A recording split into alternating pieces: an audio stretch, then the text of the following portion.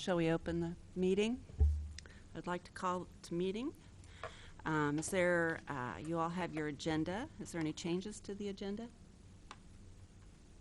Oh, we better do our roll call, sorry. Mr. Dossett, Mr. Metcalf, Here. Ms. Novak, Ms. Pagliuso, Here. Mr. Saylor, Here. Mr. Shepherd, Ms. Smith. Here.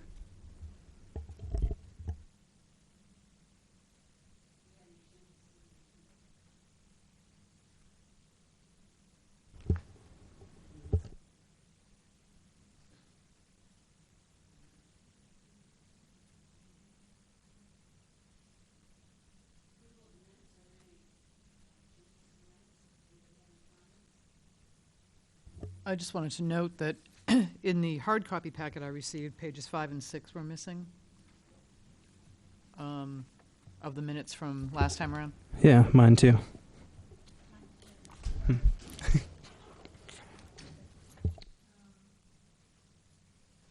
But I did look at the minutes online, and I didn't see anything that struck me as needing change. But I don't know if we want to get hard copy before we approve, or...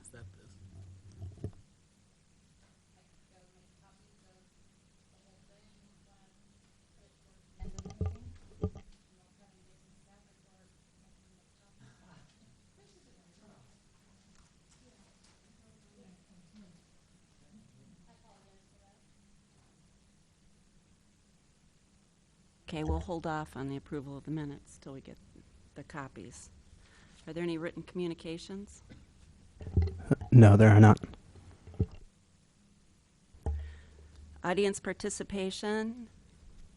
If that has to do with the public hearing, could we wait? Okay.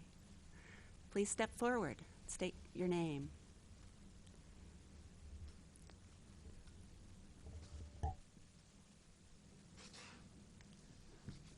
I'm supposed to sign in, I guess, so I shall. Hi, dear Historic Preservation Commission. I just wanted to share with you something that's coming up next week that might be of interest to you. As you know, the Joseph W. Royer Arts and Architecture District is a feature of the downtown. It seeks to promote interest in the history of the community and the work of Joseph Royer as an architect. I wanted to let you know that there's going to be a plaque dedication next week for another building in the district. The location will be the Lincoln Lodge Motel at 403 West University Avenue.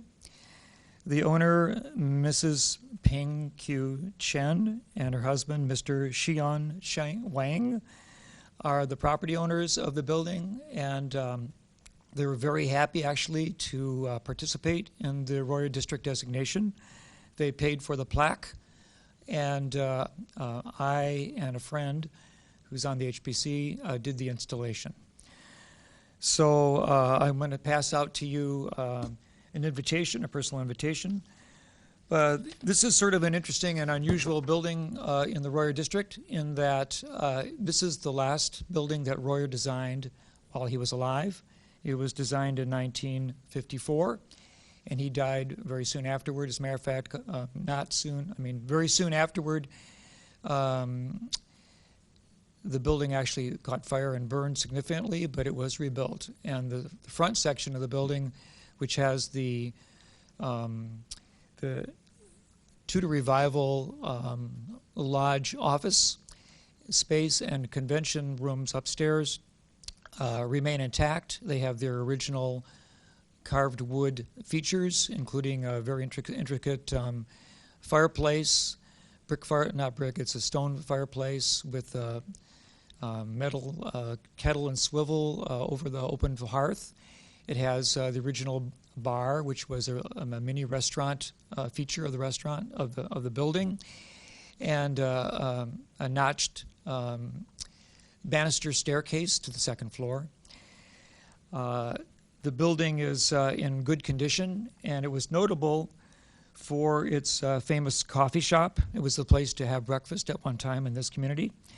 It had 32 rooms that were finished with Davenport desk, easy chair, twin beds, private baths, and it was considered to be very modern because it featured telephone service in each room, which was, I think, a modern facility feature that they were working with the Ma Bell telephone system to include. Royer suffered a heart attack on Wednesday, the November 17th, 1954, and on Saturday, the November 21st, he passed away at the age of 81. And this was just days before the lodge caught fire. The back half was burned, but it was rebuilt according to the original plans. So we're happy to add this to the Royer District, kind of an unusual building in that it's not what you'd usually consider to be Royer's work. Shows that he has a very diverse field of architectural interest, and it's notable because it's his last. So I'm going to give you I'll pass to you an invitation, and the time of the dedication is Thursday, August 11th at 1 p.m. at the Lodge, which is on University next to Leal Park and the Park Division's main office. Okay? Thank you. Would anyone else in the audience care to speak?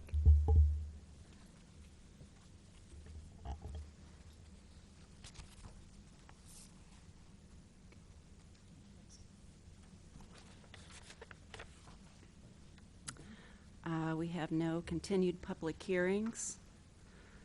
Old business? No old business? Okay.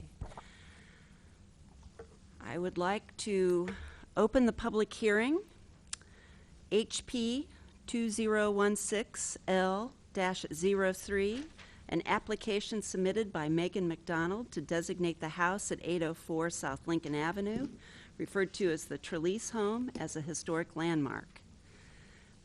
Would you like for me to go over the procedure of the public hearing? Yes. Okay.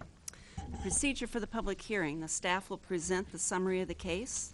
The nominator may present evidence. Other proponents of the request may present to the commission. Opponents of the request may present relevant evidence, and others who may have relevant information to present to the commission may be heard at this time. Additional comments may be allowed by the city staff for clarification or in response to new evidence. The nominator may present a summary of his or her petition, and questions from the commission may be directed at any time to the applicant, staff, or the public to clarify evidence presented in the hearings. After this procedure, the public input portion of the meeting will be closed, and there will be discussion by the commission. The commission will review all information presented pertinent to the nomination. Lacking written owner consent, the HPC shall recommend to the Urbana City Council whether to approve or deny the said application. And the City Council will then determine whether to designate the property by enacting the ordinance. Kevin? Okay, thank you. So this case involves an application that was submitted on May 16th of this year by Megan McDonald to designate the house at 804 South Lincoln Avenue as a local historic landmark. Ms. McDonald is currently a resident of the property. The property is owned by Vision Housing, LLC, and I'll note that Vision Housing does not consent to this nomination. For a little background on the property, this is on the City of Urbana's demolition delay list, which prohibits demolition permits from being issued for a period of 45 days after a demolition permit is applied for. And then during this delay period, properties that are nominated for landmark designation may not be issued a demolition permit until the application is acted upon by the city. A demolition permit was applied for to demolish the home at 804 South Lincoln on March 28th, 2016.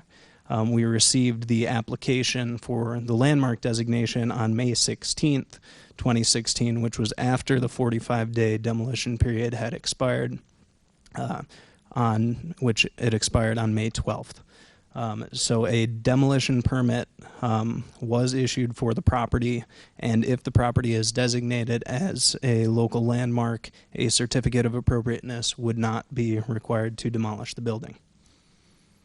This building was also is on one of 4 parcels that were part of a recent residential planned unit development proposal to build a multifamily apartment building along Lincoln Avenue, but the owner withdrew the application for that planned unit development on June 8th, 2016. Any proposed redevelopment would be subject to review by the Design Review Board, as this property and adjacent properties are in the Lincoln-Busey Design Review Corridor. This house, the house at 804 South Lincoln Avenue, was built, I found out earlier, it looks like it was actually built around 1910. The memo says 1912, but very close. So 1910, and it's located where Nevada meets Lincoln Avenue, and it was built kind of in an interesting location. If you look on page 2 of the application, or sorry, of the memo, you'll see the on the Sanborn maps, you can see that the house was actually constructed in the backyards of 811 and 809 West Hubbard Street, which it was called then. Now it's called Nevada. And then sometime after 1919, the property was properly subdivided to create its own lot, which is where it now stands. The original owner of the house was Guy Ford, who was an instructor at the University of Illinois. He sold it to William Trelease, who was the head of the Department of Botany at the U of I, in 1914. And then Trelease lived in the house until his death in January 1945. And since at least, or at the latest, not sure how to say that, 1962, since 1962, it has been a duplex, and it's currently rented to students at the university as a duplex. In terms of design, I can pull up a photo of the house here. Let's go with that one. Okay, in terms of design, you can see sort of a mixture of elements of different styles, including Tudor Revival, Craftsman, and Prairie style.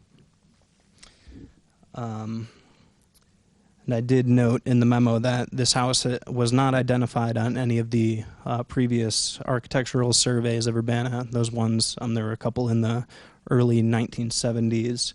There was a PACA survey in the mid-1980s.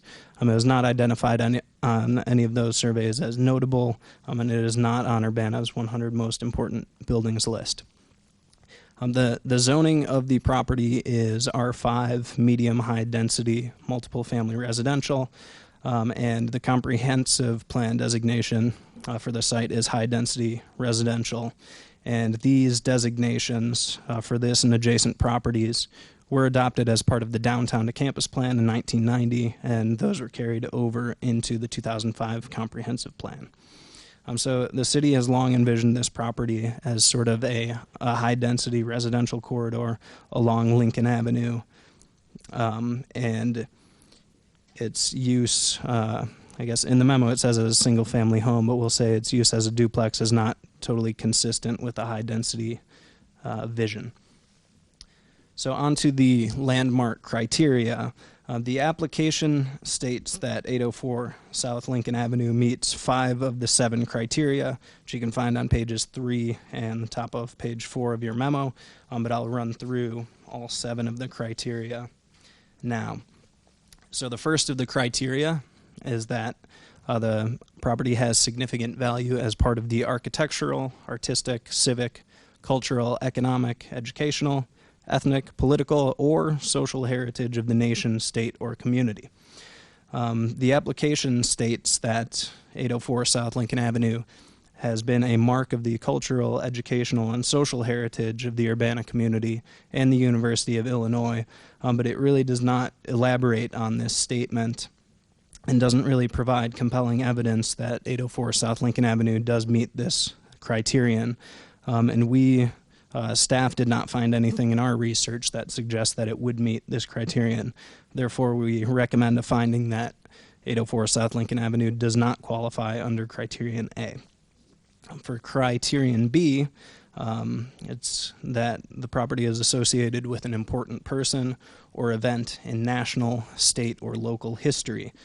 As I mentioned earlier, this home was owned by William Trelease from 1914 to 1945, and Trelease was a prominent botanist and the head of the Department of Botany at the University of Illinois from 1914 until 1928. He was even active doing research well past his retirement. And he, as I mentioned, he lived there from 1914 to 1945. Prior to his time in Urbana and at the university, he was the first appointed director of the Missouri Botanical Garden in St. Louis, and he held that post from 1889 to 1912. The Missouri Botanical Garden is America's oldest continuously operated botanical garden and is now a National Historic Landmark. Trelease was named the garden's director, and that was the wish of Henry Shaw, who was the founder of the garden, and it was Shaw's wish that once he died, that Trelease would be appointed director, which he was. The first board of trustees met shortly after Shaw's death and named Trelease the director of the garden. As the application points out, Trelease was notable in that he was the first president of the Botanical Society of America. He held that post twice. He was elected in 1894 and again in 1918. In the exhibits, you'll see, if I can get to it, I found notes from the first meeting of the Botanical Society of America. There it is. And you can see on there that William Trelease is listed as president. I didn't include all 3 pages of the notes, but on the last page, they elected a new president, as they do every year. So he was president for at least this meeting, and then again in 1918. Trelease also has 2 fungus genera named after him, which I thought was interesting. Trelesia and Trelesiella, and a seed plant called Neotrelesia named after him.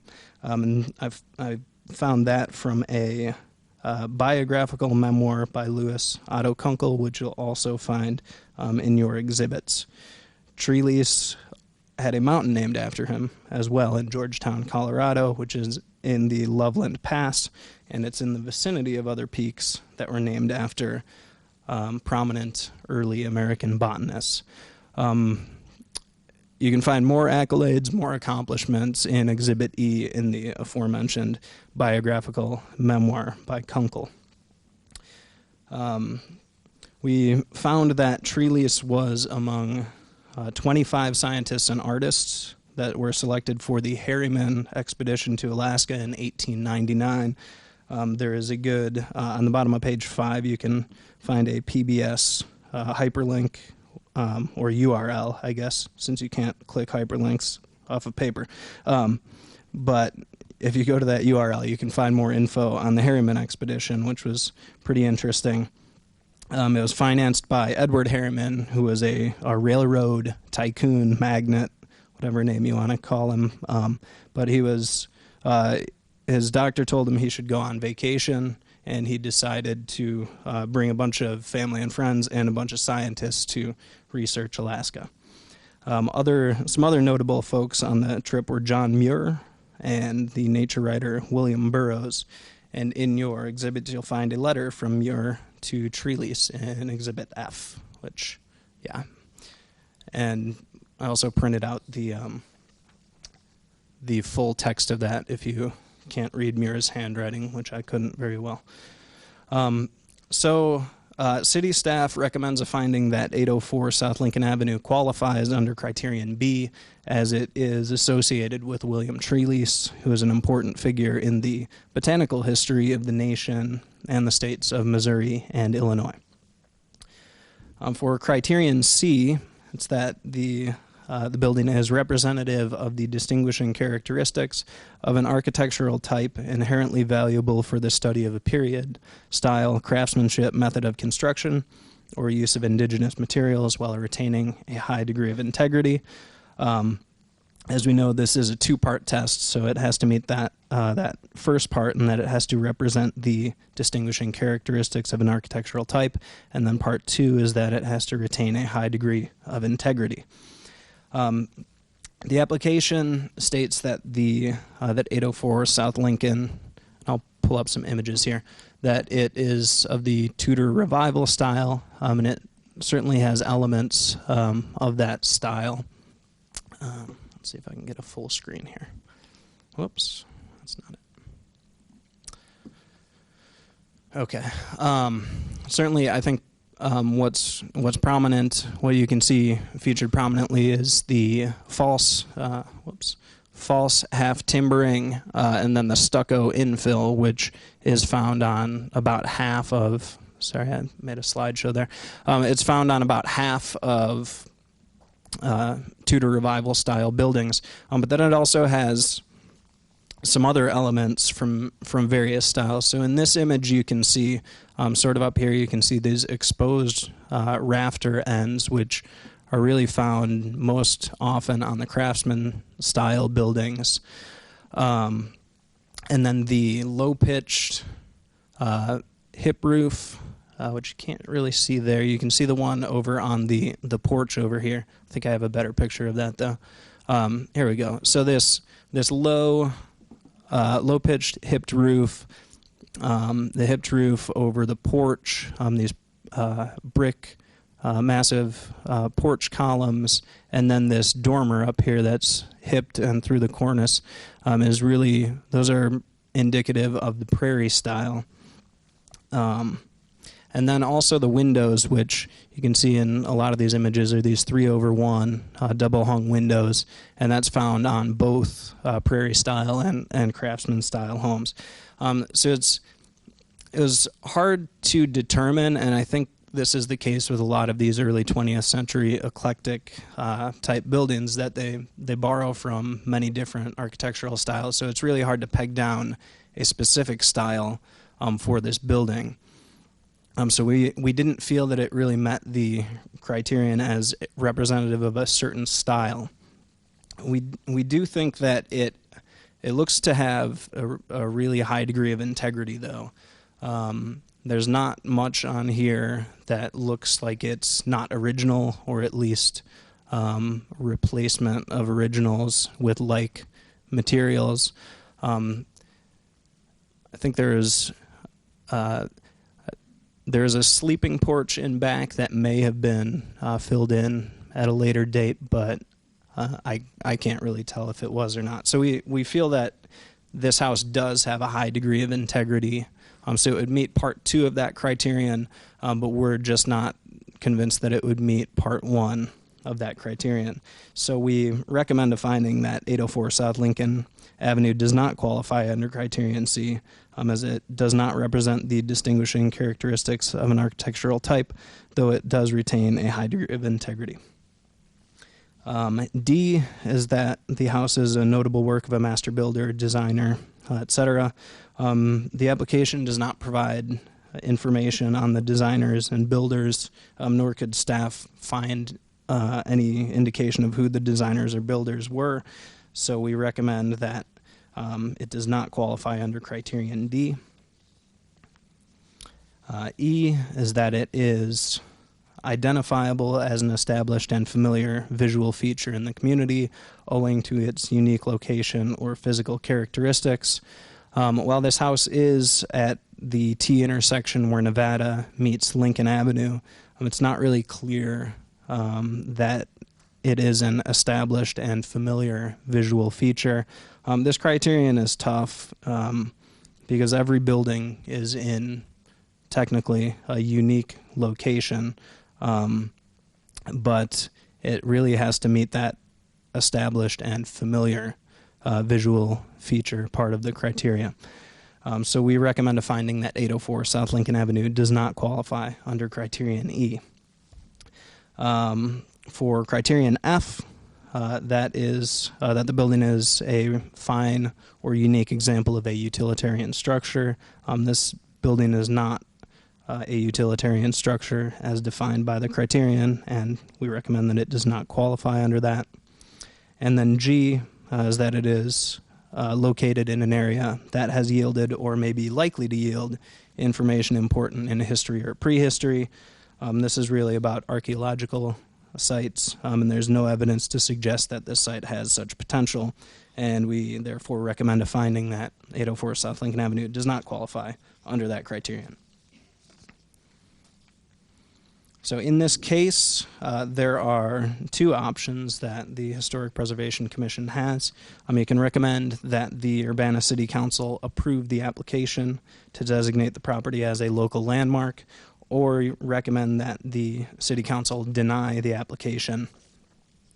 And in either case, we ask that you include findings of fact in your motion. Staff's recommendation is that while the property is associated with an important person, that being William Trelease, and does qualify under criterion A, there is, I think, an important piece is that there is a valid demolition permit attached to this property, and designation of the property as a landmark at this time would be ineffective in terms of preserving the property. It could also be counterproductive, and we would recommend that the city not designate 804 South Lincoln Avenue as a landmark at this time. I can take any questions. Kevin, can you go into that a little more? What do you mean by counterproductive? What do you think would be the outcome? Well, I mean, I'm not going to speculate on whether the building would be demolished or not, but there is a valid demolition permit on the building right now. So to demolish the building, a certificate of appropriateness would not be required, even if the property is landmarked. So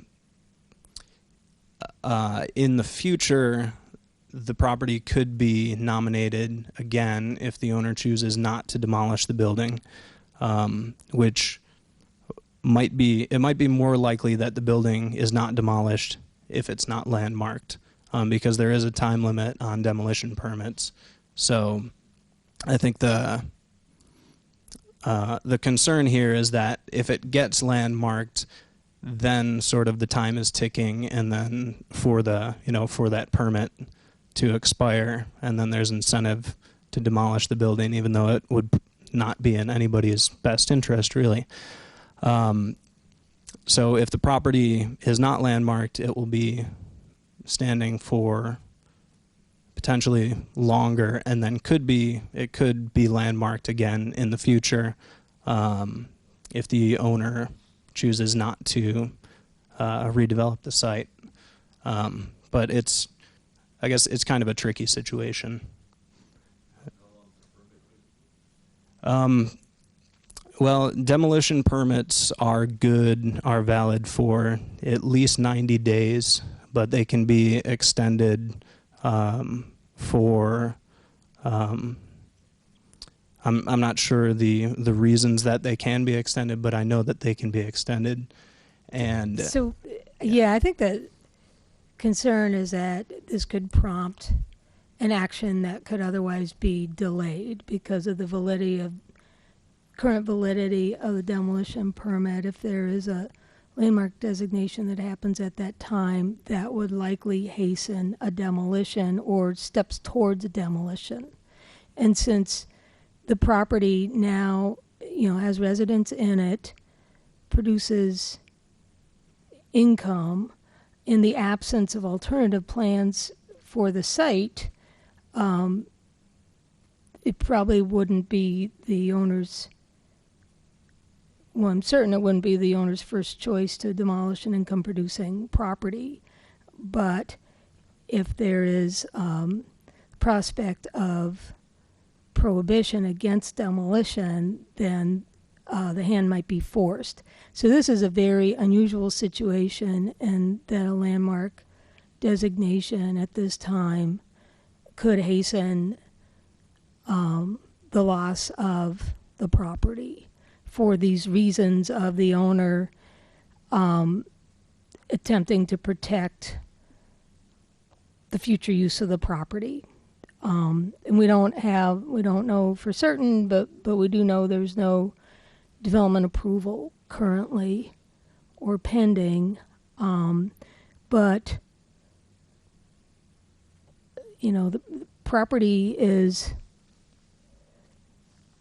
it's valuable as it exists in that it provides a home and revenue. And, so the owner could be forced between picking the current income versus the long-term prospects of the higher zoning that it has. So I don't know if, hopefully you will never have a landmark to consider that has an active demolition permit on it. That's not something that we anticipated would happen, but it did in this case. So When does their demolition permit expire? Because if it was filed 45 days later, Ms. McDonald would have 45 days to file that. And if that was filed on May 16th, that is 2.5 months ago. So the time for that permit, if it's 90 days, I feel like is over. Is it not?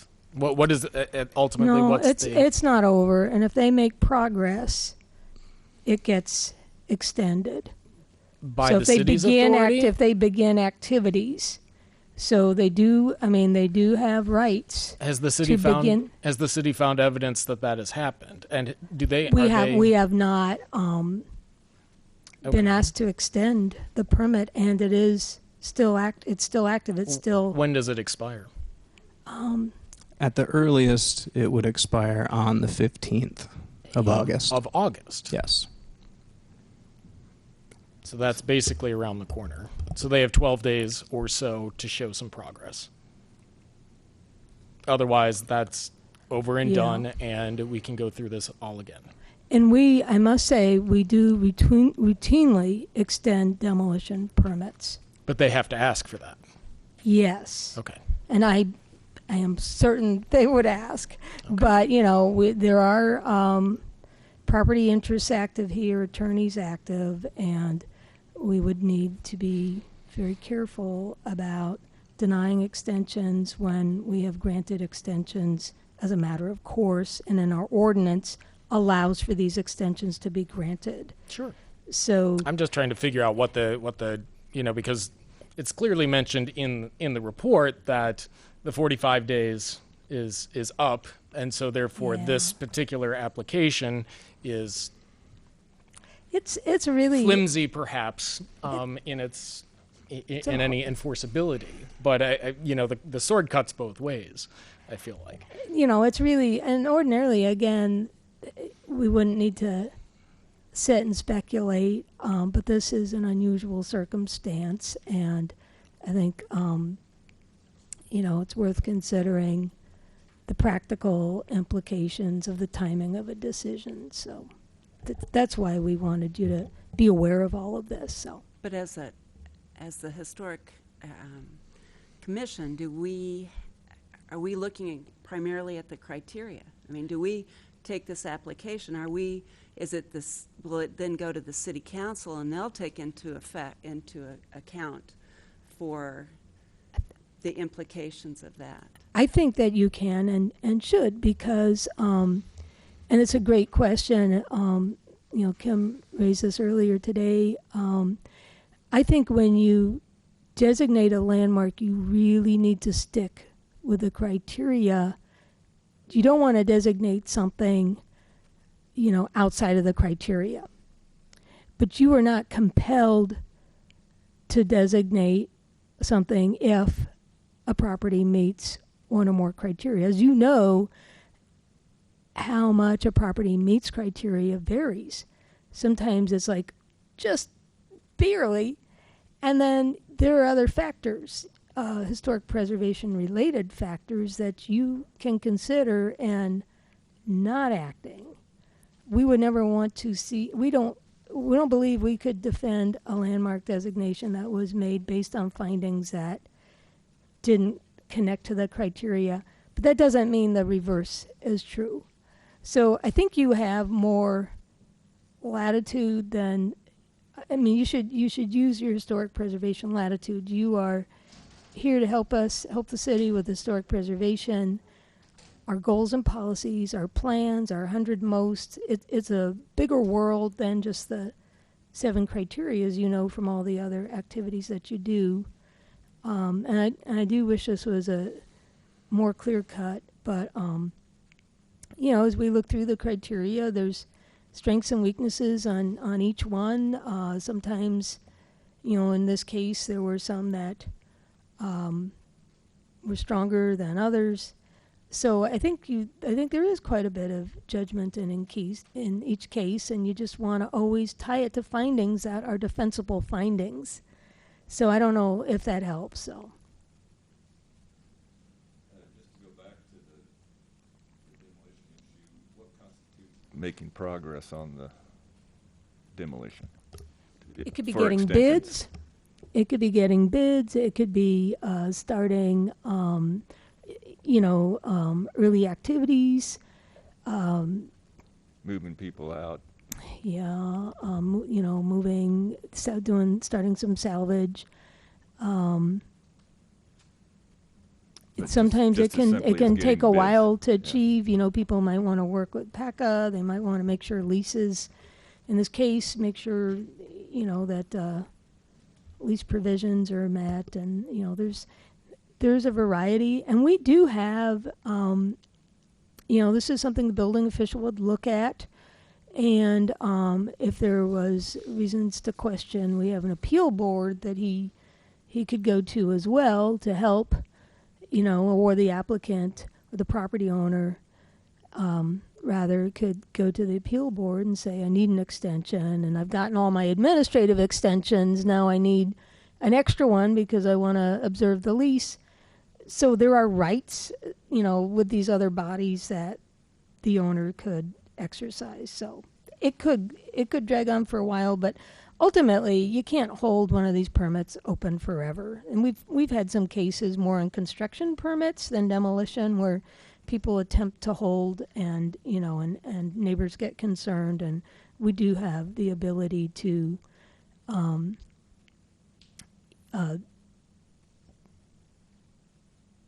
make it void, or you know, remove it, and that may occur here as well.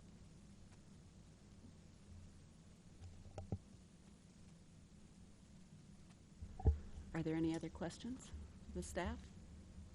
Yes.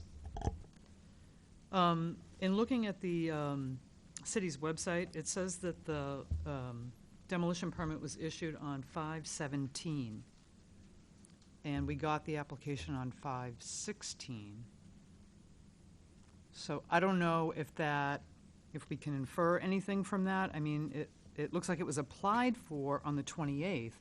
So does demolition delay happen after the permit? No, it happens prior to the permit being issued. Correct? Yeah, as soon as the application is received, Okay. that's when the 45 days starts Okay. ticking. And, because I don't see on the website when it was applied for, I just see when it was issued. Can tell you some of this. It was, And I see in your Do you- notes that it was applied for on March 28th. I just want Yeah, So to... it and- was received on March 28th. The 45 delay period expired May 12th. Okay, and then we received the nomination on the 14th. on the Sorry, on the 16th. Yeah, 16th. correct. Which was 4 days, and we conferred with our attorney on when, you know, like, you start at like 11:15. I mean, it was like down to the minute Mhm. because there's these property rights involved. Right. So that was actually 4 days after the expiration. I mean, we did expect it to come in before that, but it was late, and it missed that window.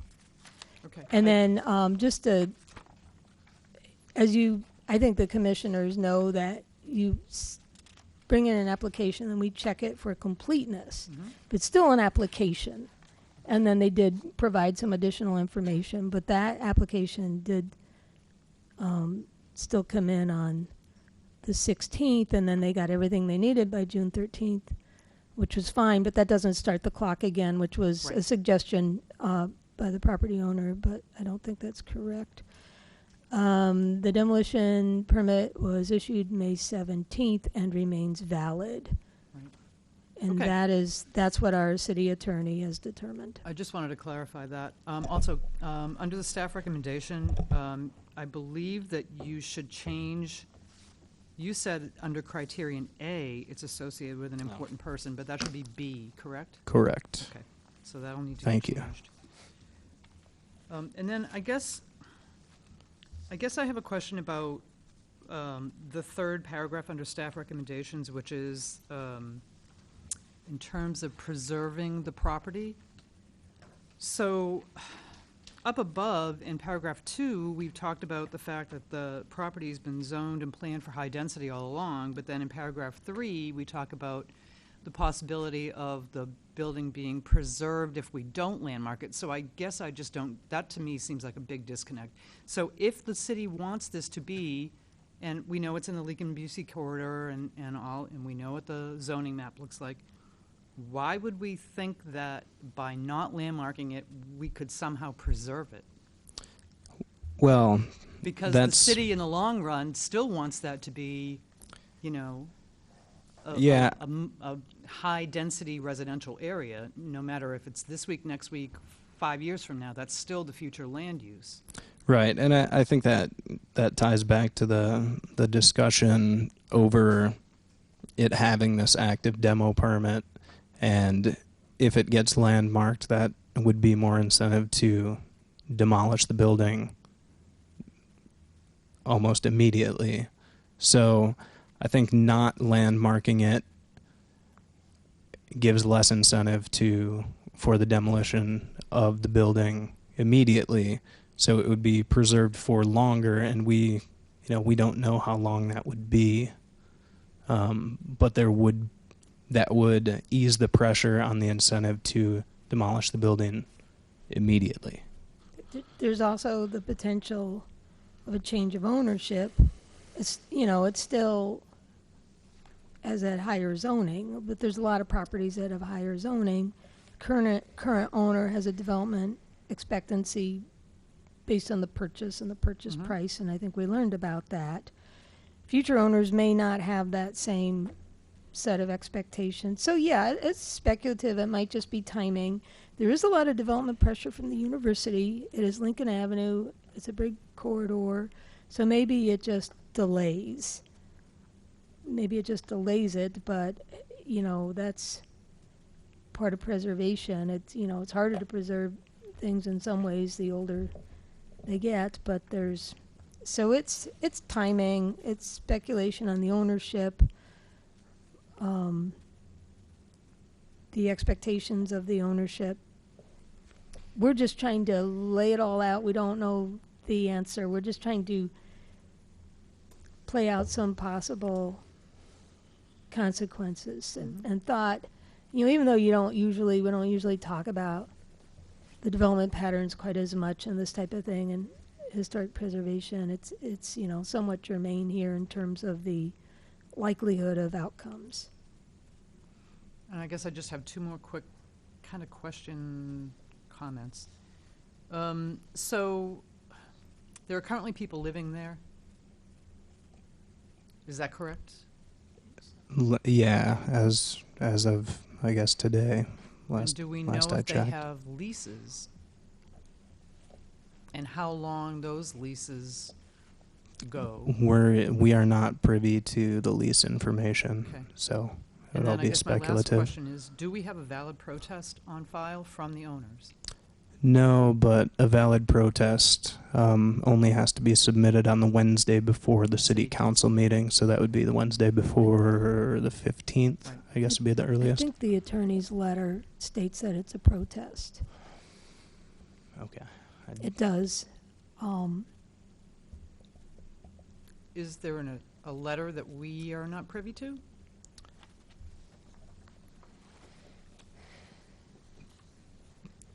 Yeah, there was a letter their attorney sent a letter to our attorney while we were Yeah. trying to sort everything out. Yeah, Um, it might be attorney privilege because it was sent to the attorney. But it was mostly, Would the property owner not want that shared though? I mean, that seems a little odd to me. If they want us as an appointed body to consider Well- those things. there's a attorney privilege. You know, it really was about some of these, you know, I think the question was about, you know, how I told you the application comes in and then it's not resubmitted, it was completed. So I think he had a question, and I'm still not sure he got that answered.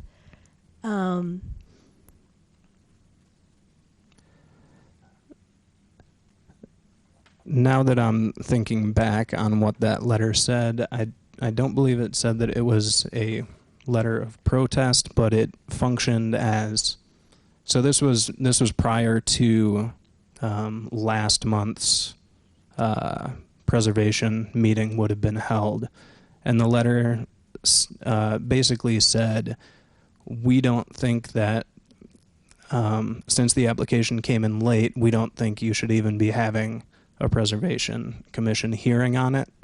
That's what their lawyer's interpretation was, and they said, but if you're going to have a hearing on it, we would like to have the 1 month continuation that we're entitled to under the preservation ordinance. So that's why the case was not heard last month, and then it was heard this month.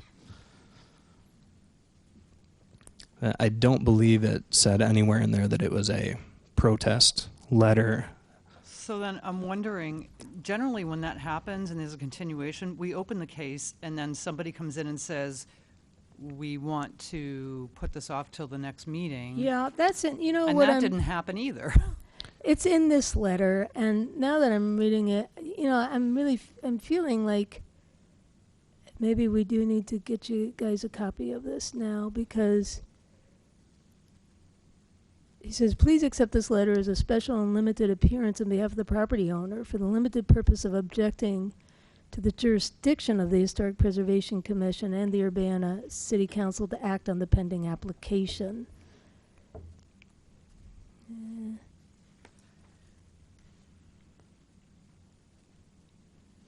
I'm starting to feel like this is a really sticky wicket here. Mm, Maybe. I mean, if we're saying that the reason we didn't have a meeting last month is because the owners asked for a continuance, then we should have opened the case and there should have been a continuance, I believe.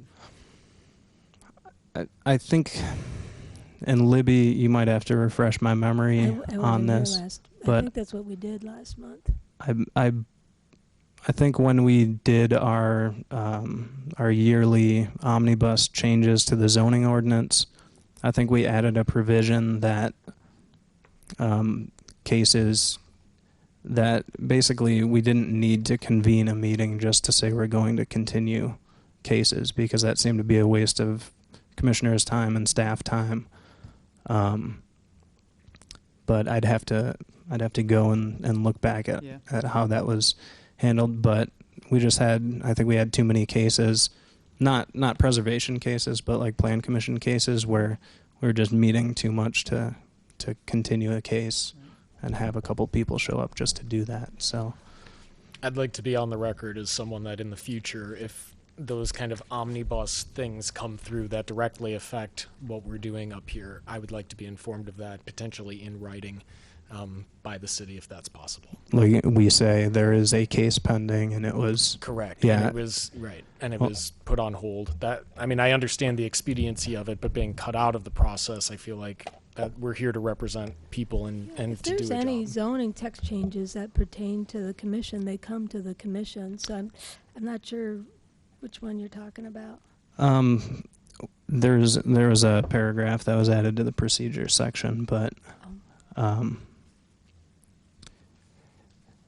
in any case, Matt, I think you make a valid point there, especially with preservation cases, because there is this there is that provision that not all commissions and boards have the provision where an owner can ask for a continuance. So Yeah. I do think you should be made privy that it was requested. Well, and So- I've said in these meetings too that generally I am a huge advocate of transparency, and I think we want to be as transparent as possible with our thought processes and what we're bringing to the table. And so, you know, it would be nice to be able to extend that So, across the board.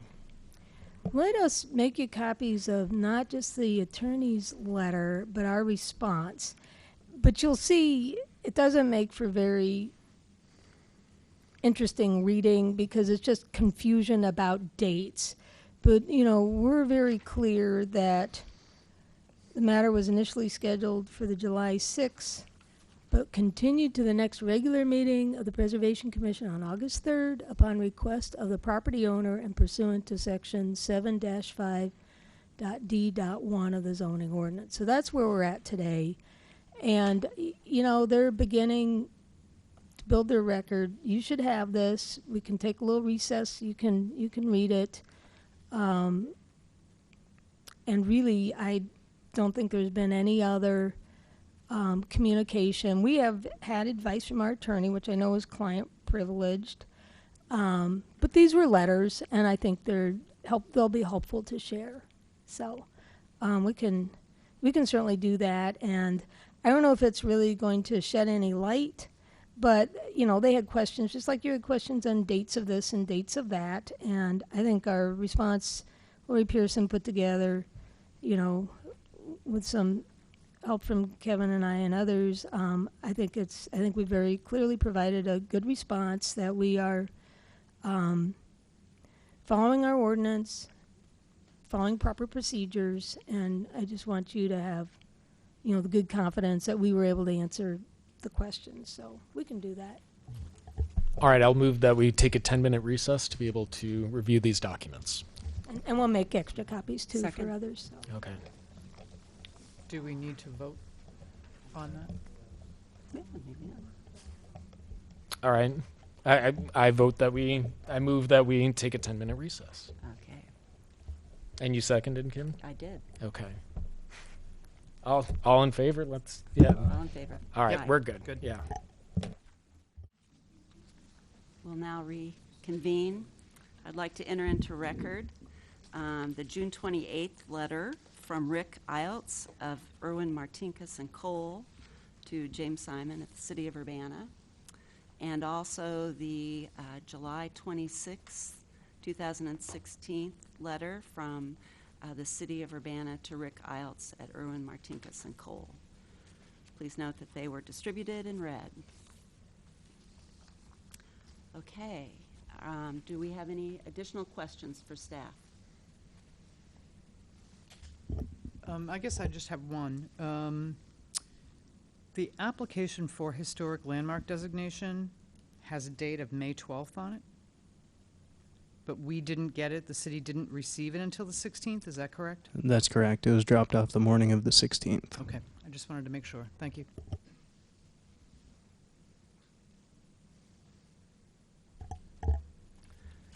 Okay.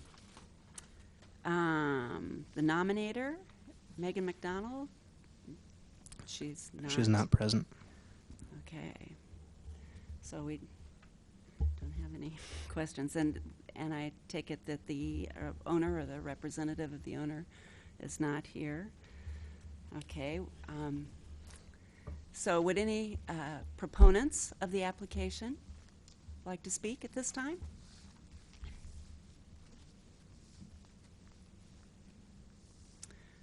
The owner's not here. Are there any opponents that would like to speak?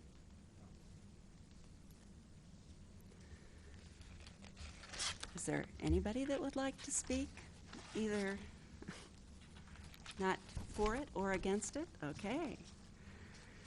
Are there any additional comments by the staff? No. Okay, this time we usually have a summary of the nominator of the petition, but we don't have that. So we are now going to close the public input portion of the public hearing and open it up to discussion. Who would like to speak? Matt? I can make some comments. So this, based on the 2 letters that we just added into the record, it does seem that we are looking at this as a nomination that is not tied to the demolition delay. This is in and of itself just a nomination for our local registry and acknowledging the efforts and the history of this particular home, but it does not seem, to my mind, to be connected to or somehow able to enforce a demolition delay of any kind based on these letters and based on information shared by staff. So, Dr. Tyler acknowledged that I think we have the ability to look at some other factors in this.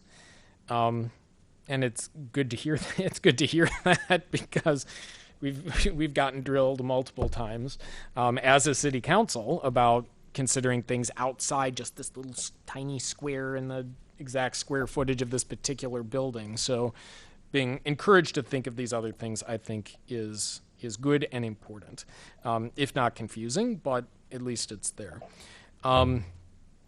I'm disappointed that the nominator did not show. I'm also disappointed that the property owner didn't show, which leaves you kind of in this place of ambivalence. Like, so, okay, well, she wasn't passionate enough to be here, but the property owner also apparently doesn't care that much what we do, or, you know, to even come and have that discussion. So that's disappointing on both accounts. As for the home, I think it's an absolutely beautiful home, and I think Mr. Garcia's report was very detailed and very thorough. This is, I think, some arguments could have been made in terms of its architectural style that were not made, unfortunately, in this nomination. It is definitely, we are in this period, and Kim, if you would hold up the Field Guide to American Houses by Virginia McAllister, which is, I've said previously, is an excellent book. I do not like getting beaten over the head with it because the things in there are not exact and precise. They are overall guidelines. And for one of the things that they talk about in terms of eclectic houses of the period, which this falls into, is 1880 to 1920 or so, that these are relatively pure copies of European type housing, which, for example, Tudor Revival. But in all cases of local architecture, we have local influences. And I thought that the nominator did discuss in her application the fact that this particular area was meant to show wealth. And so you might pick and choose the kinds of elements that you would have in this sort of style, or find a plan and then make some changes to it. I think that's a fairly established pattern. Unfortunately, she didn't really address that. I think there also could have been an argument made under criterion A about the cultural impact of this particular individual on the local community and the University of Illinois. And I think that unfortunately, that was not made. It was saved for Part B, but if he was significant enough, I would have encouraged her to do that. So anyone watching or hearing this, think about that in the future to flesh that out a little bit. So in regards to what I was saying earlier about the eclectic nature of eclectic styles, the fact that it has a significant amount of integrity, I think, is significant. However, I understand that it is a two-prong approach to this. And if we can't nail down the style, and she didn't claim it as eclectic, which I think, being that that's a broad category within the field guide, I think that could have been an effective argument. But again, she went with Tudor, and I can understand why staff is saying that is not necessarily the case, though it has some elements. Is it going to be right out of the field guide in that regard? The answer is no. So in summation, I think that it could qualify under B, but I don't think it's a particularly strong case. I also would like to note that I'm doing everything in my mind not to consider the political factors that were mentioned in the staff recommendation. I think they are well stated and well pointed out, and I would happen to agree with that particular assessment. But I do not think that there's a chance in the stars that this house will survive. I think the amount of drool from the developers looking at Lincoln Avenue is enough to create a flash flood. And so I am confident that this house will not survive. So I think that we need to consider that in this decision, and the fact that we cannot do anything with the demolition delay is concerning. And that's where I'll leave it.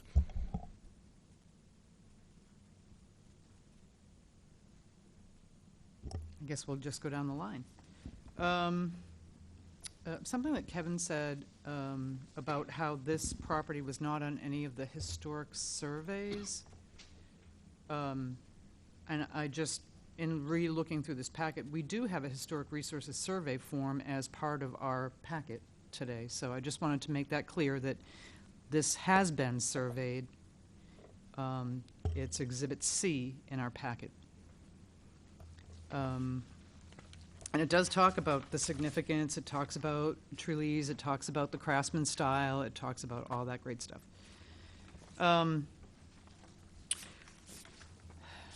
I'm with Matt in that I'm trying not to think about all the political stuff. I mean, I'm on the Historic Preservation Commission because I believe in preserving historic properties.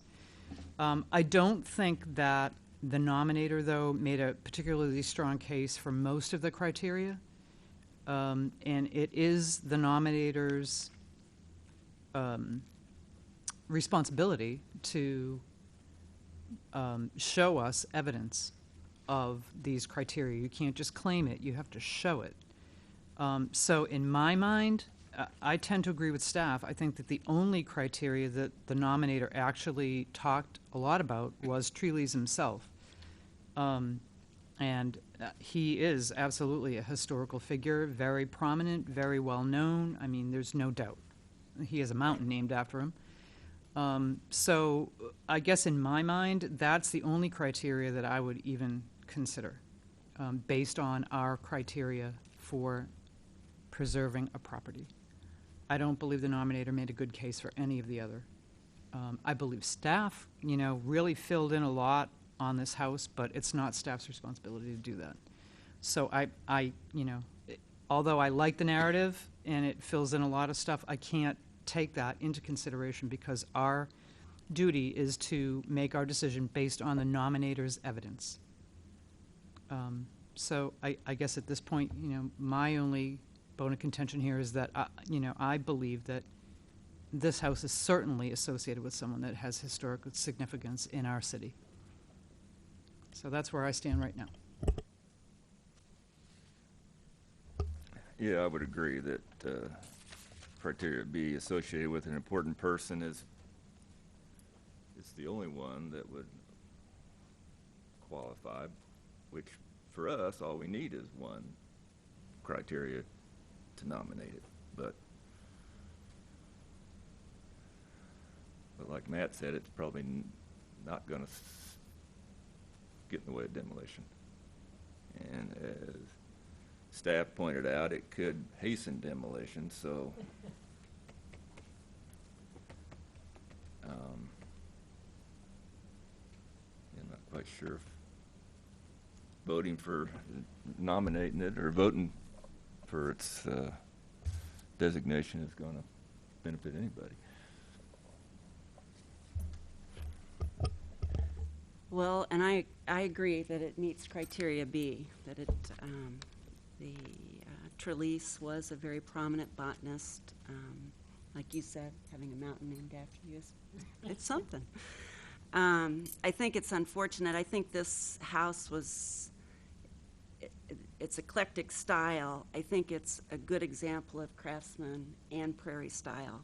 the plan itself, in this field guide, they talk about the hipped roof, symmetrical, no front entry, but the entry off of the side is a typical prairie home that they were put on smaller lots. There are several Frank Lloyd Wright houses that have the side entrances.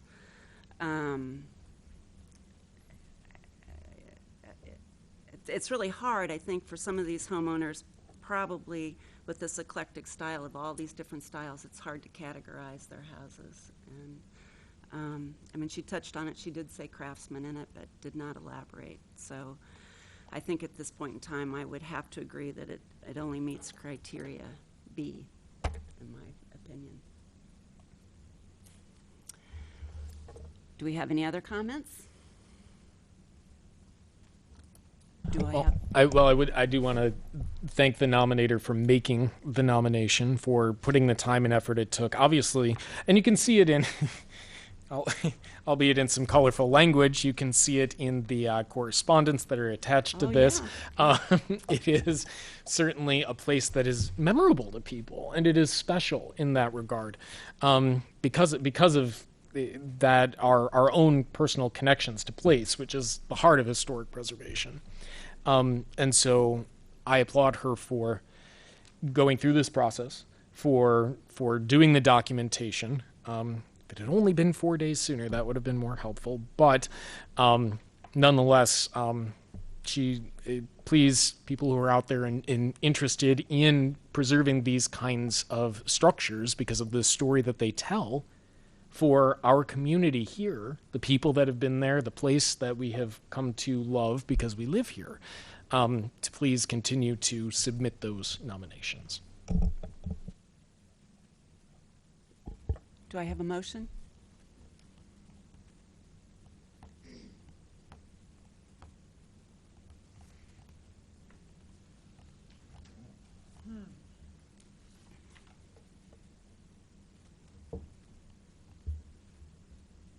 I guess I'm really torn about this one.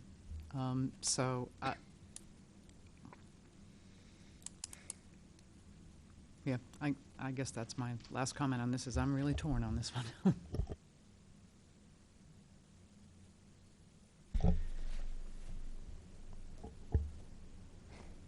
Well, I think I need a motion. Either way. You could forward with no recommendation. If you, Which would still require council to hear this? As far as I can tell, the council they will hear the case regardless. I mean, that's the way I read the ordinance, is that when there's a nomination and the owner is not in favor, it goes to the Preservation Commission, and then it goes on to the City Council. I thought that was only if we voted to approve the nomination. Let me grab my ordinance. I looked at it earlier, and the way I was reading it was that it would go regardless, but let me check. you better look at the ordinances here. Got it here. I want to be respectful of City Council's time as well. It's my genuine hope that we will continue to find good favor when we pass strong nominations that end up going before them, that we will, as I said, continue to find good favor in that regard, and maintain a level of respect. So I do not want to necessarily create more work for them if it's not necessary, but on the other hand, if they are going to have to hear this anyway, that's changes the nature of my thinking. Well, this says preservation, lacking written owner consent to the landmark designation, which is the case here. The Preservation Commission shall recommend that the Urbana City Council approve or deny said application as specified. The Preservation Commission's recommendation shall be in writing and shall be accompanied by minutes of the meeting.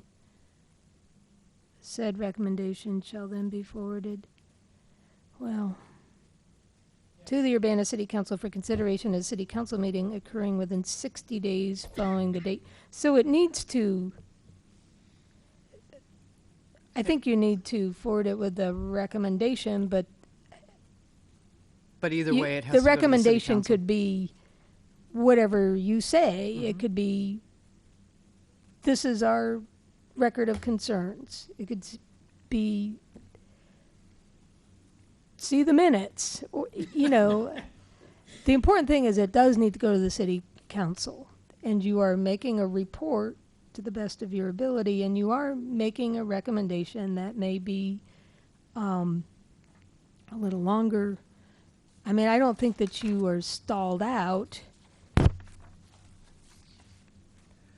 So I agree, Libby. I think that it does say that if the owner doesn't consent, then it has to go to the city council either way, whether we approve or deny. If the owner consented, then we're pretty much the authority. But if the owner doesn't consent, it has to go to the city council one way or the other. I would tend to agree with you. I think that is under decisions and designations, number 1B. So it's on Right. page 194 of the zoning ordinance. So I think you're absolutely right. It has to go one way or the other. So I guess I could make a motion. If you're ready to entertain one? Sure. Okay. So I move that in historic preservation case HP 206-L-03, the application that was submitted on May 16th, even though it was after the demolition delay expired, that the nominator has proven that the building at 804 South Lincoln does meet criteria B of our historic preservation ordinance. It is associated with an important person or event in national, state, or local history. So my motion would be to approve the nomination based on criteria B. Do I have a second?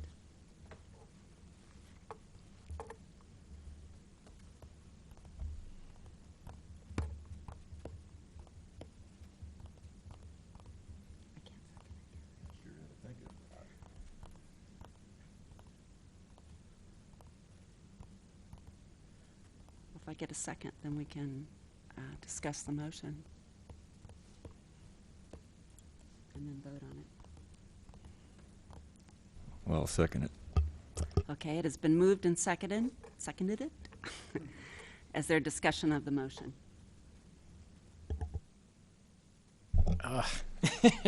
This is hard because I'm not overwhelmed by this particular nomination, and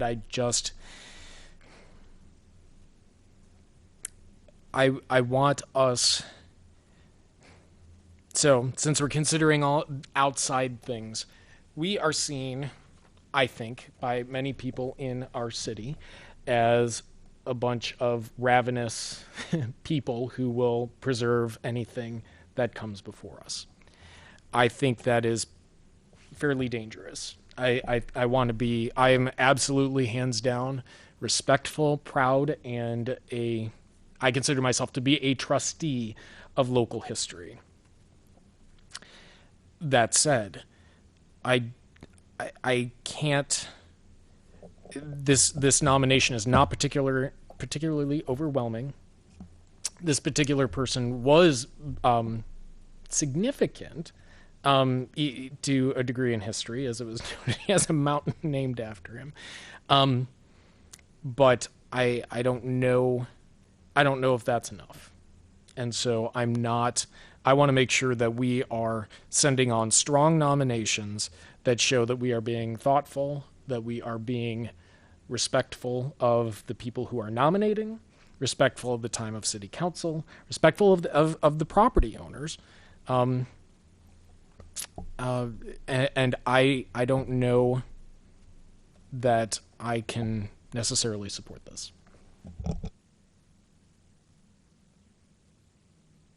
which I can't believe I'm saying, but I'm saying it. I guess what I keep hearing is staff's comment that if we approve the nomination or vote in favor of it, it could expedite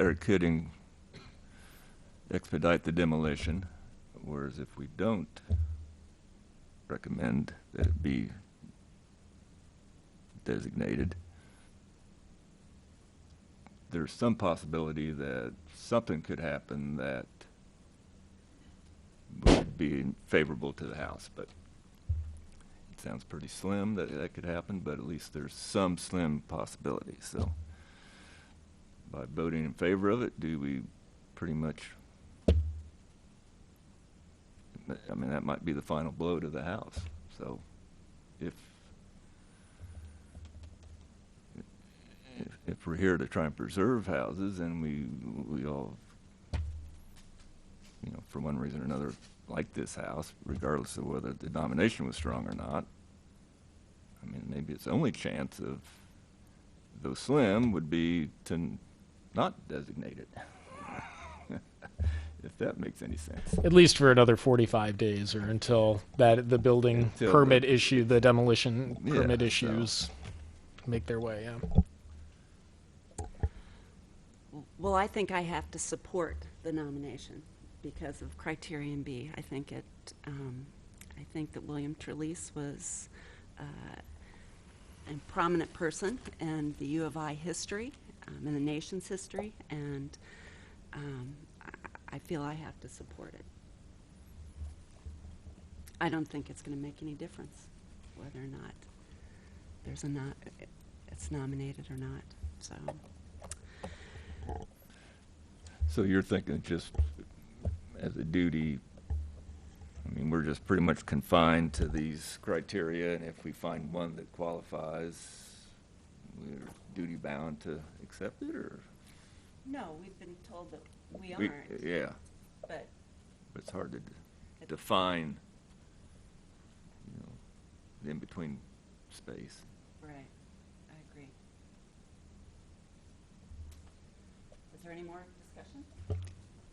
I think that the reason, and, you know, my last comment was I'm really torn about this, and then I made a motion to go ahead and accept the nomination.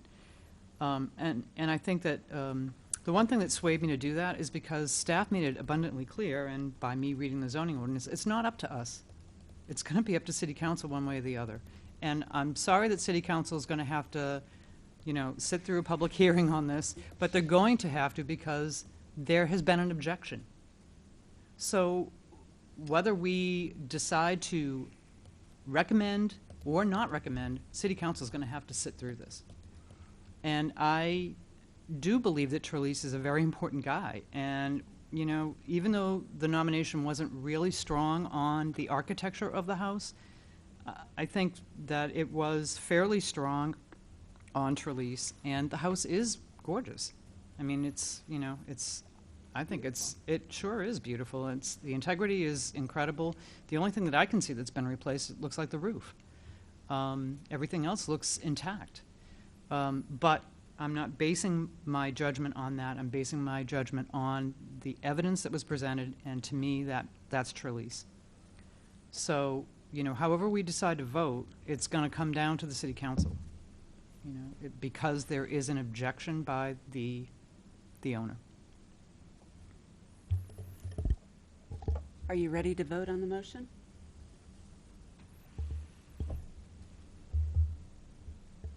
Roll call, please. Ms. Pagliuso? Yes. Mr. Saylor? Seiler? Yes.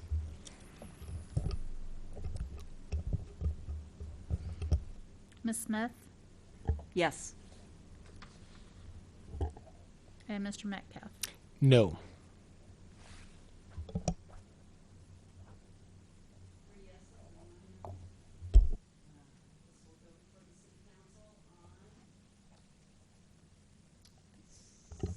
August 15th.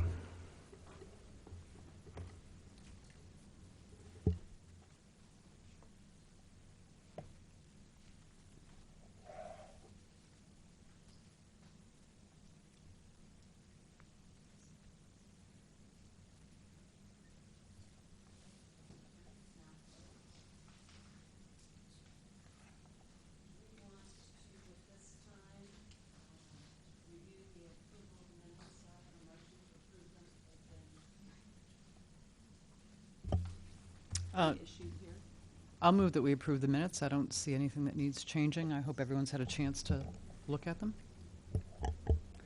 Is there a second? Did you look, Dave? Well, no, I haven't. All right.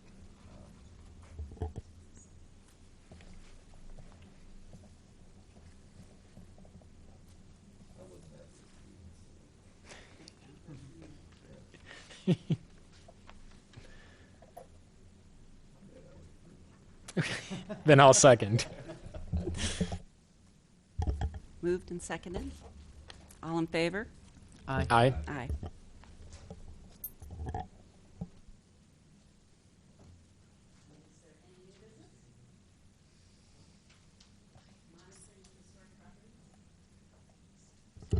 Just one. There was, if you'll recall, a couple months ago, there was an administrative certificate of appropriateness for 810 West Main Street to replace a concrete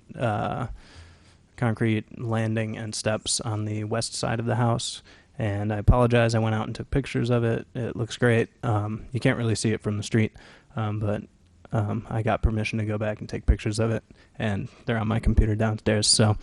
Apologize for not having those, but I think that's all I have for monitoring. I did have a question about the Landmark Hotel. I've noticed that the sign that said that it was closed is gone, but it doesn't seem like there's any activity there at all. So there was a letter posted on the doors that said, you know, by the authority of the fire department, it's closed. The Landmark Hotel. But that's gone now, and there's just looks like a printout from the owners maybe that says no alcohol is allowed. But the lights are off. It doesn't Yeah, seem like anything's really happening there. I think it's still not open, but they did resolve the closure. There was a defect in the alarm system. They were able to figure out what that was and repair it. And then, because this is kind of the slow time of year around here, the owner is keeping it closed at least until the end of the summer. There is still a purchase agreement on it that we're actively working with the proposed purchaser. Would involve, you know, a development agreement that would take, you know, quite a bit of work to iron that out, and that's what we've been in the process of. We're getting closer. So I don't know if the owner the current owner lives out in California with his other property, if he would come back and open it up briefly, but then if the purchase is executed, which would likely happen in the fall, you know, it would then need to close again for repairs for the renovation, which is what they would propose. So why the sign is gone, I don't know why the sign, you know, it might have been an old sign, but Well, it was just we'll check in and see. Are you still planning on coming back for the fall, and find that out? But that's what I know about the hotel. Yeah, and then the sign I'm talking about was just a letter from the fire department saying that it was closed originally. Yeah, And no, then it's that no sign longer. is now gone. They satisfied Okay, that good. problem, so that's probably why that letter's gone. Okay, Yeah. excellent. Thanks, Libby.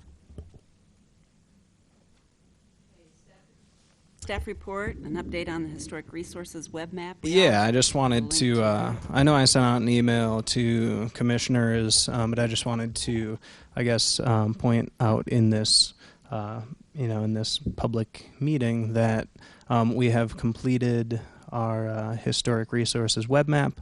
I'll probably put up some links to it in a couple other places, but right now you can find the web map through our historic preservation page, and then you got to go to 100 most important buildings and then buildings. That seems like too many clicks to me, so I'll probably put one under the main thing. But anyway, if you go there, so I think everybody remembers we had a great intern working with us, Tim Hodson, and he did most of the technical stuff.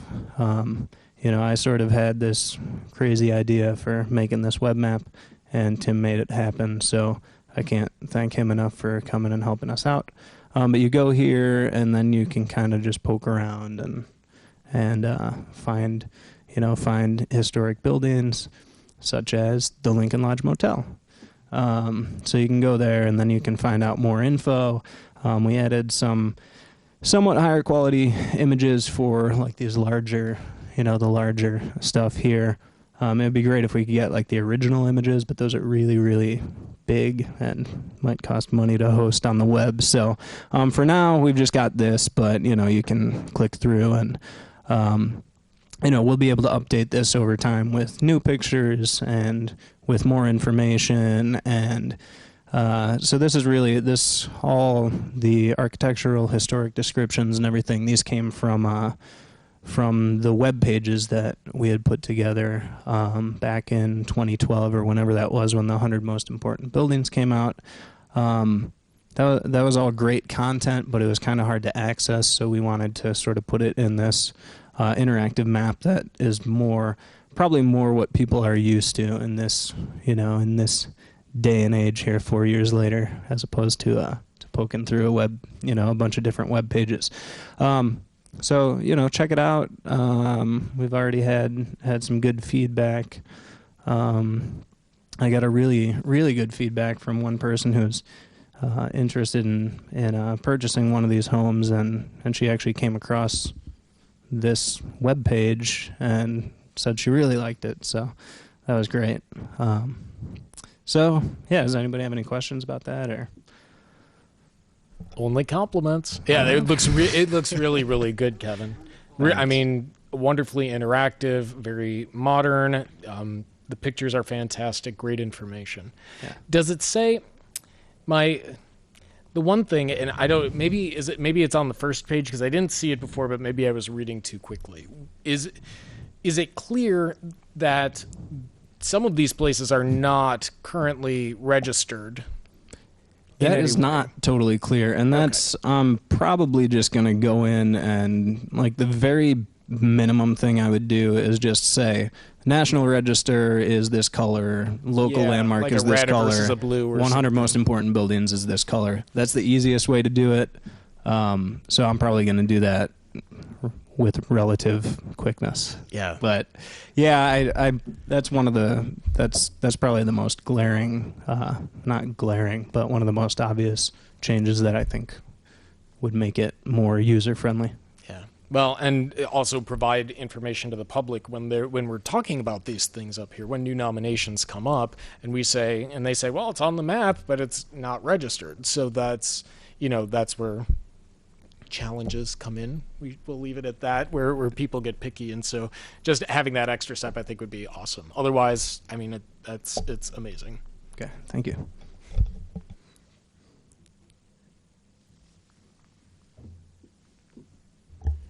Study session, do we have anything? Nope. Announcements?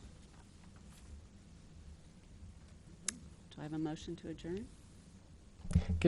I don't know if this is appropriate for announcements, or maybe I guess it's not study session either. But since we're lucky enough to have Dr. Tyler here tonight, I don't know what the appropriate way to do this is. But we've had past nominations, obviously, that have been controversial. This was certainly debatable amongst us. There have been different interpretations cast in different meetings, whether it's HPC or city council, and I don't know if that matters, but how much quote unquote external information we can consider in approving or in recommending or approving a nomination. Sometimes we can take some information from outside, sometimes we can't. So for example, the last Dutch colonial that was considered, there were it seemed that some of the city council members wanted to be able to take into consideration its place within the community, its place in the corridor.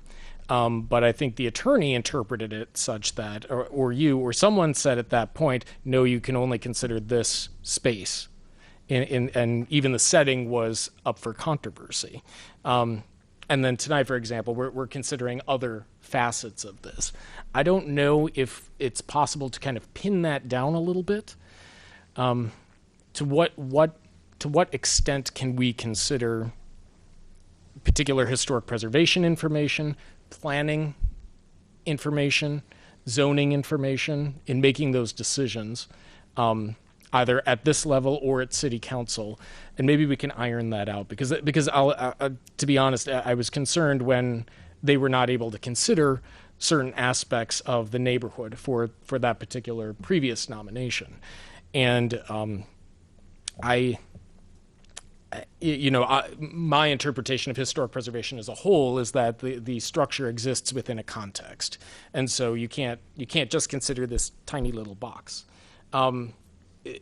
And I feel like that's in line with current historic preservation community thought, but it may not be in line with where we are in terms of our ordinance. And if things need to be amended or some language needs to be changed, it would be nice to know that with a more solid definition, we can move forward one way or another. Is that making any sense? Yeah, I think that those are great questions. I think, the problem is the feeling, looking at the 7 criteria, again, you need to tie your nominations to the criteria. If you choose to landmark, it can't be because of other factors other than the criteria. And most of the memos about that, most of the discussion, but it doesn't say, and the same doesn't hold, that if it meets a criteria, therefore one must nominate. You can prioritize, you can look at your 100 most, you can, you can have more discussion. I think it would help if our ordinance was clearer. So I think that's if you want to be able to have more discretion, then we should work on the ordinance being clearer that that's possible. And, it may be, yes, one attorney, an opinion, you'll get a little different than the other, and you saw 2 attorneys, actually, one attorney's letter who's interpreting things a little different, and our attorney might say different, and the zoning administrator might say different too, but there's a lot of things we agree on. One is that this is a zoning hearing, so what matters is the evidence that's presented in the record, which is why I wanted to make sure the letters were read in and all that at the hearing, that we don't want to make decisions based on outside conversations or pieces of information that weren't brought for everybody. We don't want to make our minds up and declare our opinion outside of the hearing. That's problematic. And there's some good case law that pertains to other types of zoning decisions that then impact historic preservation. So, this is a place to talk about all these things. Criteria are very important. I was a little bit interested in some of the commissioners' comments that, well, I'm just going to look at what's in the nomination. But you have all kinds of other good information that was presented to you by other people. The staff report, other reports that were attached. And, and I don't think that you need to be automatons. Well, it wasn't in the nomination, we don't. But, I think it's germane that the nomination was not convincing in some ways. So, good comments, but, you might learn we're here to learn things, and the public might have come and had comments, and we could have learned more about Trelease. And I think that could have helped you with that one criteria. So I don't know if I do think our ordinance should be strengthened because it's painful for everybody. The controversies are painful for everybody. Painful for the commission, the applicants, the owners, the nominators, the city council. We've had, 4-3 votes. And I know the commission's tried valiantly to do the more positive, proactive nominations, but invariably things get nominated when they're threatened. And and then they get really controversial because you have these really precious things called property rights at risk. And how there's more and more of a microscope on property rights than ever nationally in the conversation, the Constitution. So we have to be so very careful. We do, you do. So that's why we're really, Kim read out the procedures, and we have to make sure you can cross-examine both directions, and gosh, there's so many ways to err. I'd love to update, improve our ordinance so we can, navigate some of these things, have some more meaningful conversations, not constrain ourselves unduly, and people can better understand the decisions. I think your fruitful discussion tonight is, people will understand it so much more than if you just felt, oh, I can only talk about A, B, C, D. And I think the reason that we got so much feedback, stick to the criteria, is we did have a case where there were comments made in the nomination that were about criteria that didn't exist and weren't supported, and it weakened the city's position, and we weren't able to defend the case. And the other error that we made in retrospect was there was the need to rebut evidence, because there was evidence presented, like technical reports and such, presented here at Historic Preservation that came in so late that the city didn't have a chance to get its own experts to review and say, oh wait, this cost estimate is off, or whatever. Here's what a second expert would say. And then I think that the commission probably felt like, well, the criteria, I am so convinced about this, but it weakened it because it was challenged, and once the hearing was closed, we couldn't introduce the new evidence. We couldn't even introduce it to the council, and that was really frustrating. So, we want to make sure that that's why the evidence is so important, that we get everything in, and if there's questions that you think, well, gosh, maybe there's a second opinion, we need to take our time to do that. So those we learn. I do think that we haven't made any errors that I think we did really well tonight. I think we've done really well on this case, as difficult as it's been. I think the things you talked about were all really relevant, germane, and I didn't hear anybody say anything prejudicial or anything that the owner could say, oh, that was not permissible. So I feel really confident in the job that the commission's doing. So, yeah, thank you. If it's appropriate. So to that end, I've heard in City Council a couple of times, or at least once that I can remember, maybe twice over the years, where a council person or even two have said, I really think we need to take a look at the ordinance, the HPC ordinance. And I'm just wondering if staff has ever been directed by City Council to, in fact, do that. Oh, if it's just one person that says, if it's just one council person or two that say, I think we should take a look at the HPC ordinance, is that enough for staff to look at the HPC ordinance, or does it have to be a directive from the council as a whole that we actually take a look at the ordinance and maybe make some changes that we feel might be appropriate?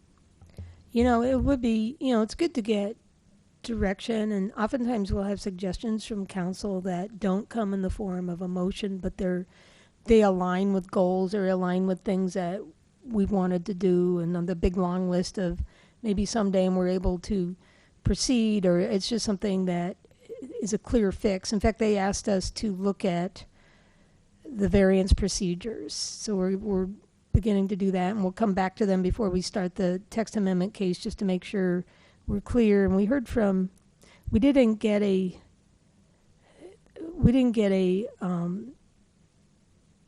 council motion, change it exactly this way, but we got some direction. So we'll follow up. So sometimes we do, but sometimes just a few. In this case, I don't know that we have majority direction, and there's probably opposing views. And so that's a little bit difficult. I just think every time they deal with a difficult case, it's so hard for them. And then I think sometimes they feel, and they split votes are split, they're close. And I think they really feel like, wow, we really don't want to have to deal with this. It's not really clear how that could be fixed. I think adding a little bit of clarity and broadening the criteria might help. It might help the commission. It might help the council. What we do have a strong preservation ordinance.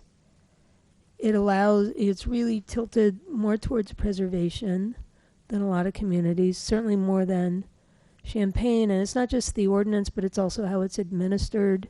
The fact that we don't require application fees, that we administratively forgive building permits. I mean, there's things that we've done to try to be friendly to promote more landmarks.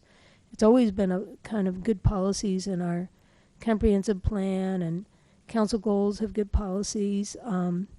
Dennis Roberts has always been a really good advocate for preservation. So, we're probably stronger on preservation, but we're also pretty mainstream for best practices too. After all, the chair, is professor of preservation for one of the top rated programs in planning preservation. And, we've got really good planners.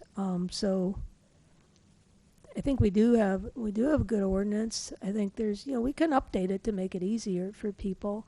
But I don't know that we're going to get clear direction from the city council on how to do that. So, it'd be, maybe we try to improve it in ways that aren't controversial would be one approach, because the council is more split. There's some who are more favorable to preservation, regardless of circumstances, and others who are more skeptical and more about the property rights or whatever it is. So I think it's that's why there's a struggle. And then, of course, you're dealing with property rights, so then you have the attorneys also pressing. You saw that on the case on the CTA house, where that actually came back to the council. At first they were convinced, they overturned the commission recommendation because of what the attorneys were representing, and then it came back again a year later, and then they were able to approve it. I guess the other difficult thing with the whole preservation is you need a economic use of a landmarked building. Otherwise, even if it's landmarked, it's going to fail in preservation. And I think that's an important thing to consider. So Halberstadt had an economic use in the apartments. So that's a really good example. Many of them have had good economic uses, apartments. The sorority would be a challenge because it doesn't have an economic use as a sorority. For example, the hotel, we hope, has continued economic use as a hotel. But that is your best case for preservation. And I'd like to see more significant buildings come up and be landmarked in our downtown. For example, other places where you have significant buildings, it's not like anyone is trying to demolish, but I think that makes a good statement. I know we've had a lot of great residential properties landmarked, but it would be good to see. It would fit our policies and our comprehensive plan to do more proactive nominations of significant buildings. I think the 100 most is really important. But I think we could clarify our ordinance. I know our attorney has suggestions. We could delve into that, but even the text amendments will be controversial, and they're difficult. This commission's gone through about 3 or 4 improvements, kind of omnibus amendments.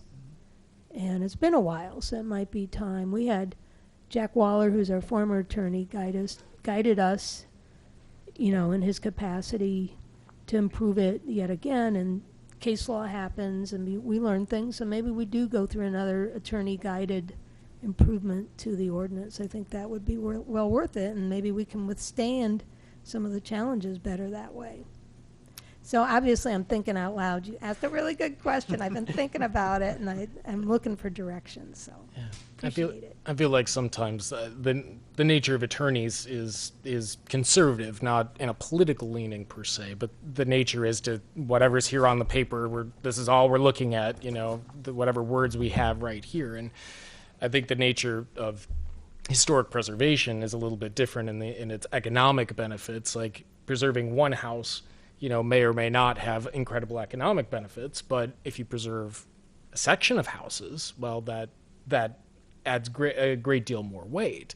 But again, I worry that we don't have, or council doesn't have, the latitude to consider those things without potentially tweaking some things here or there, or the social benefits. So, one of the things we've talked about is in the past is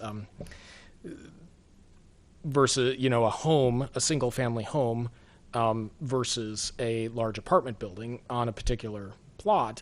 That changes the social dynamic of a neighborhood. But how do you address that? And when you're hogtied to kind of what's on the paper without any precedent within the city, or like as Dr. Tyler noted, some of the more recent historic preservation cases that have come through nationally or even within the state, I think sometimes we end up getting having huge controversies when perhaps we can streamline that a little bit. One more observation, since you asked me to comment.